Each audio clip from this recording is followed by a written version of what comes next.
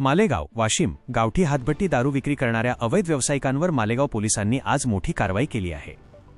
Malegaon police स्टेशनच्या हद्दीतील मुंगळा गावात पोलिसांनी धाड टाकून हजारो रुपयांचा मुद्देमाल जप्त केला आणि तो जागीच नष्ट करून दारू माफियांना कडक इशारा दिला आहे। मिळालेल्या गोपनीय माहितीच्या आधारे पोलीस पथकाने आज दिनांक 4 जून 2026 रोजी मुंगळा गावात अचानक छापा टाकला।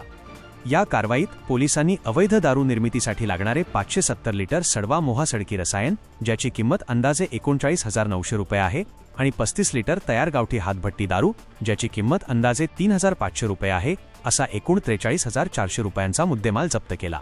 पोलिसांनी कायदेशीर प्रक्रिया पूर्ण करून हा संपूर्ण मुद्देमाल जागीच नष्ट केला आहे।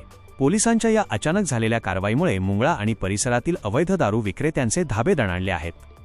सदर धडक कारवाई मालेगाव पोलीस स्टेशनच्या विशेष पथकातील पोपनी रवी सैबेवार, पोहेका सुनील पवार, पोलीस कर्मचारी सचिन कल्ले, गजानन पांचाळ, गजानन शिंदे, विजेंद्र इंगोले, अमोल पवार, गणेश मेटांगळे, दामोदर लठाळ आणि अनिल काळदाते यांनी केली।